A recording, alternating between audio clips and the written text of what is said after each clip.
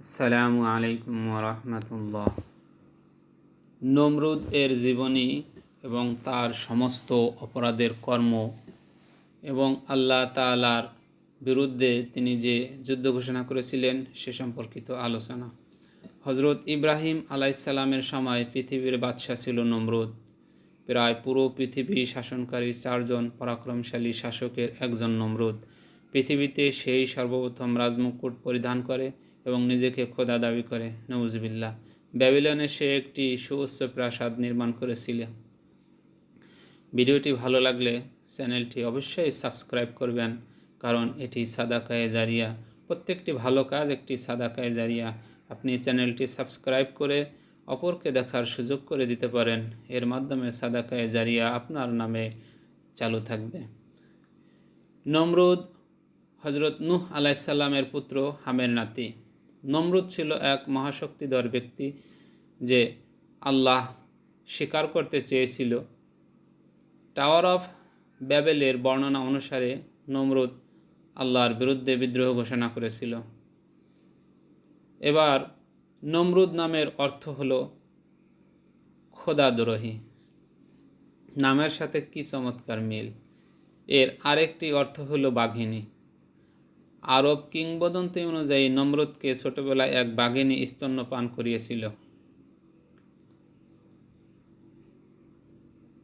নমরুদ ইডিপাসের মতে নমরুদ তার পিতাকে হত্যা করে নিজ মাতাকে বিয়ে করে। নউজুবিল্লাহ।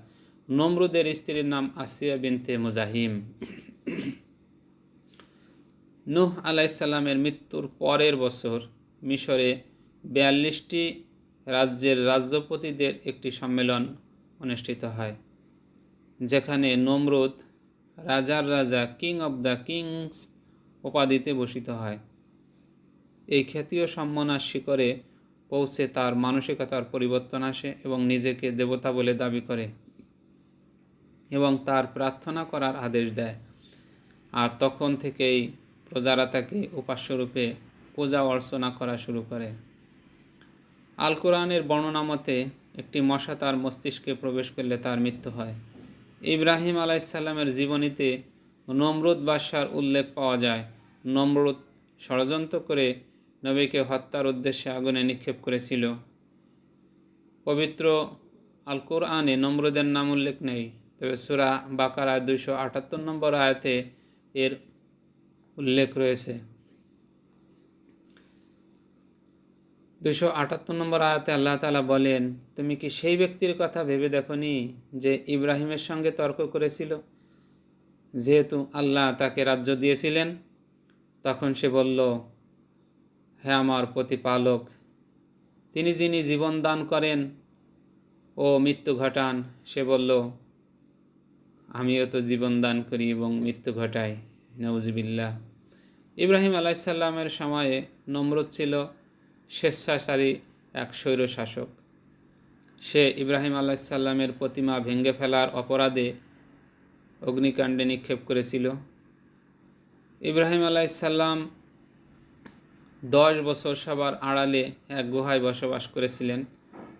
হয়তো নির্জনে বসবাস করার জন্য বাল্যকাল থেকেই হজরত ইব্রাহিম আলাইসাল্লাম প্রকৃতি এবং আল্লাহ তাআলাকে নিয়ে গভীরভাবে ভাবতে শুরু করেছিলেন।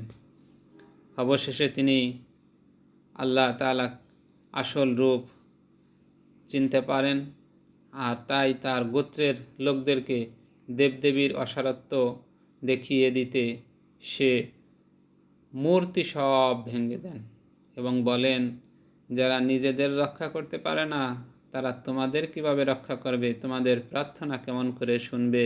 তোমাদের ভালো মন্দর দেখভাল কিভাবে করবে? এর ফলে হজরত ইব্রাহিম আলাইসাল্লামকে বন্দী করা হয় এবং নমরুদের দরবারে নিয়ে যাওয়া হয়। তাকে জিজ্ঞাসা করা হয়, হে ইব্রাহিম, তোমার রবকে? ইব্রাহিম জবাব দিলেন, তিনি একক, তার কোনো শরিক নেই, তিনি আরশের অধিপতি। নমরুদ রেগে গিয়ে তার লোকদের বলল, ওকে পুড়িয়ে ফেলো, সাহায্য করো তোমার দেবতাদের। যদি একান্তই তাদের জন্য কিছু করতে চাও সূরা আল আম্বিয়া আয়াত নম্বর 68। নমরুদ বলল, একটি অগ্নিকুণ্ড তৈরি করো আর ইব্রাহিমকে জ্বলন্ত আগুনে ফেলে দাও, আর পাহারা দাও যেন তার কোনো সাহায্যকারী তাকে সাহায্য করতে না আসে। লোকেরা এক জায়গায় লাকড়ি জোগাড় করে সেগুলোতে তেল ও ঘি ঢেলে তাতে অগ্নি সংযোগ করলো। 7 দিন পর অগ্নিকুণ্ড তৈরি হলো। কিন্তু সমস্যা হলো, ইব্রাহিমকে আগুনে নিক্ষেপ করার জন্য কেউ আগুনের ধারের কাছেও পৌঁছাতে পারছিল না। এ সময় ইবলিস শয়তান পর্যটকের বেশে এসে সেখানে পৌঁছে চড়ক গাছ তৈরির পরামর্শ দিল। তার পরামর্শে একটা চড়ক গাছ তৈরি করা হয় এবং তাকে আগুনে নিক্ষেপ করা হয়। মহান আল্লাহ তাআলা আগুনকে নির্দেশ দেন, কুলনা ইয়া নারু কুনি বারদাও ওয়া সালামান আলা ইব্রাহিম, হে আগুন তুমি ইব্রাহিমের জন্য শীতল ও নিরাপদ হয়ে যাও। সূরা আল আম্বিয়া আয়াত নম্বর 69। হজরত ইব্রাহিম আলাইসাল্লাম 40 দিন পর্যন্ত অগ্নিকুণ্ডে ছিলেন। আল্লাহর হুকুমে তিনি সম্পূর্ণ সুস্থ অবস্থায় অগ্নিকুণ্ড থেকে বেরিয়ে আসেন। সুবহানাল্লাহ। কিন্তু আল্লাহর কৃপায় হজরত ইব্রাহিম আলাইসাল্লাম নিরাপদে অগ্নিকুণ্ড থেকে বের হয়ে আসতে সক্ষম হন। ইব্রাহিম নিরাপদে অগ্নিকুণ্ড থেকে বের হয়ে আসতে নমরুদ প্রচণ্ডভাবে ক্ষিপ্র হয়, ক্ষিপ্ত হয়ে রেগে যায় এবং সে ইব্রাহিমকে বলে, তোমার আল্লাহর যদি যথার্থই অস্তিত্ব থাকে তবে তাকে আমার সাথে যুদ্ধ করার জন্য ডেকে আনো। নাউজুবিল্লাহ, আমি তোমার আল্লাহর বিরুদ্ধে যুদ্ধ ঘোষণা করছি। আল্লাহর সাথে লড়াই করার জন্য নমরুদের এক বিশাল বাহিনী গঠন করা হলো। এই বাহিনী নিয়ে সে ইব্রাহিমের কাছে গিয়ে আল্লাহ তাআলাকে তার সাথে লড়াই করার জন্য আহ্বান জানায়।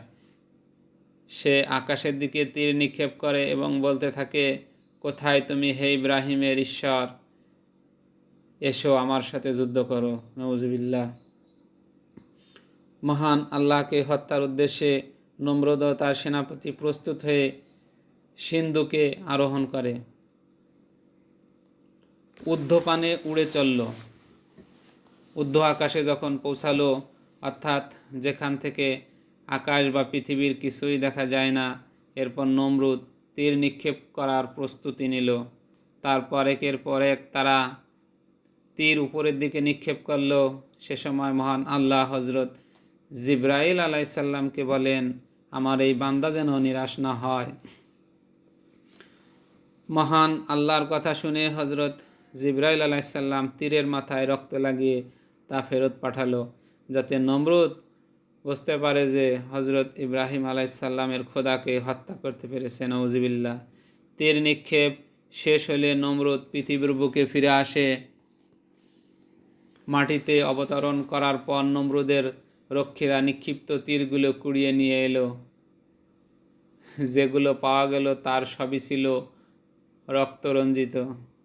নমরুদ রক্তমাখা তীরগুলো দেখে আনন্দে আত্মহারা হয়ে গেল এবং বলে উঠল, নিশ্চয়ই আমরা হজরত ইব্রাহিমের খোদা এবং স্বর্গের বাসিন্দাদের হত্যা করতে সমর্থ হয়েছি। নাউজুবিল্লাহ।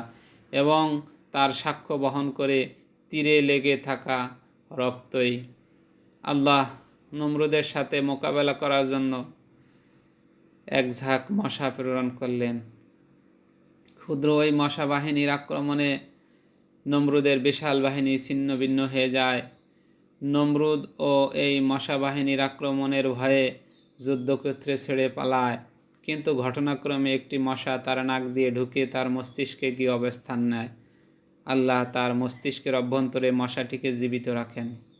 মস্তিষ্কের ভিতরে অবস্থান নিয়ে মশাটি নমরুদকে সবসময় কামড়াতে থাকে।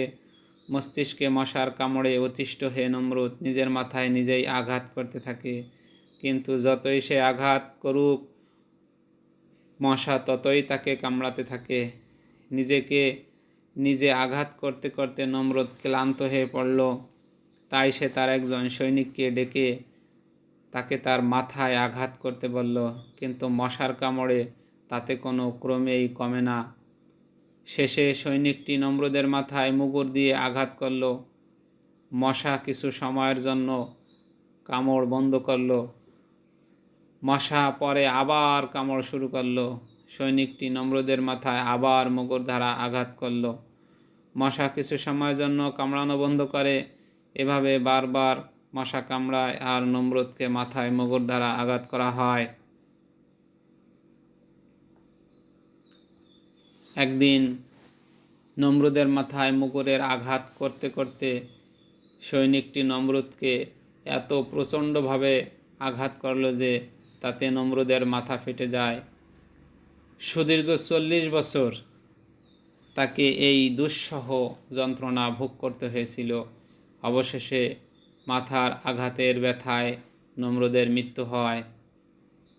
উৎস তাফসির ইবনে কাসির, পৃষ্ঠা 686। আল্লাহ তাআলা এই জালিমকে এভাবে দুনিয়া থেকে বিদায় করেছিল। আমাদেরকে এই জালিমের থেকে শিক্ষা গ্রহণ করা উচিত। আল্লাহর প্রতি ঈমান এনে যথার্থভাবে আমাদের জীবন পরিচালিত করা উচিত। আল্লাহ তাআলা আমাদের সবাইকে ঈমানের সহিত চলার এবং ঈমান নিয়ে দুনিয়া থেকে বিদায় নেওয়ার তৌফিক দান করুক। আমা তৌফিকি ইল্লা বিল্লাহ।